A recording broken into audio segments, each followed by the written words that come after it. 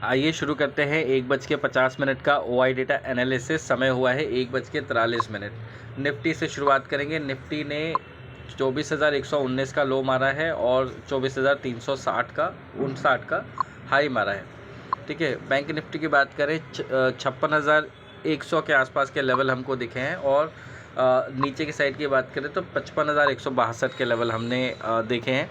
India VIX 15.75 पे trade कर रहा है। अब इसका क्या मतलब है और किन लेवल्स पे हमको रुकना चाहिए वो हम देखेंगे।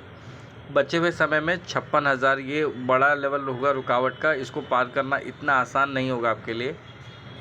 ठीक है, बाकी अगर बड़ी रुकावट की बात करें तो 55,400 से 55,500 का लेवल है जहाँ पे अभी आपको देखने के लिए मिल रही है। इसके ऊपर भी अगर आप टिके, ठीक है, तो देखेंगे 55,700 पे गड़े मुर्दे वाला सपोर्ट है। तो अब बचे हुए समय में अगर आप एक बार के लिए 55,450 55,550 की रेंज में आते हैं तो वहाँ पे हल्की फुल्की रुकावट आएगी।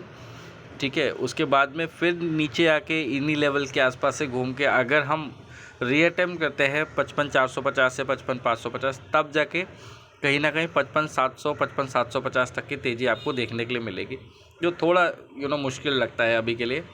रही बात सपोर्ट कहाँ पे मिलेगा, तो गड़े मुर्दे वाला सपोर्ट सीधे अब 54,500 पे है। मतलब 54,650 से 54,700 ये वो रेंज होगी जहाँ पे अगर आ जाए तो आज आपको लेना है, कल का कल से देखेंगे। ठीक है, फिर भी ये कह सकते हैं कि 55,000 इतनी आसानी से नहीं टूटना चाहिए। ठीक है, 55,000 55,100 बट लेवल हैंडी रहे तो कोई प्रॉब्लम नहीं है। ठीक है, रही बात निफ्टी की देखें तो सुबह से हो ये रहा है कि जो गड़े मुर्दे वाला सपोर्ट है 24,250 से सरकता 24,150 के आसपास आ गया है। अब इसका क्या मतलब बनता है, 24,150 के हिसाब से 24,225 से 24,275 ये सपोर्ट रेंज है। लेकिन इसके बाद ही देखेंगे तुरंत में 24,300 आपके लिए रुकावट वाला लेवल है। अब अगर 24,300 के ऊपर आप टिकते हैं और समय स्पेंड करते हैं थोड़ा ग्रीन में, तो फिर आपका जो लेवल ऑफ रुकावट होगा वो होगा 23,350 से 24,350 से 24,400। गलती से इसके ऊपर निकल के आप टिक जाते हैं, तेज़ी आती है किसी भी तरह की, तो फिर आप 24,500 से 24,700 की बड़ी रेंज में घुस रहे हैं। ठीक है, जो हो सकता है हमको फिर कल तक ही देखने के लिए मिलेगी, लेकिन उसके लिए कंडीशन ये है कि 24,400 के ऊपर आपको टाइम स्पेंड करना ज़रूरी है। बाकी अगर गिरे से गिरे हालत में बात करें तो ऐसा कौन सा लेवल है जो आपका आसानी से नहीं टूटेगा, तो उसके लिए जवाब आपके पास है 24,050। ठीक है, क्योंकि ये लेवल ऑलरेडी एग्जिस्ट कर रहे हैं सपोर्ट में, स्ट्रॉन्ग सपोर्ट की तरह एक्ट कर रहे हैं मार्केट में।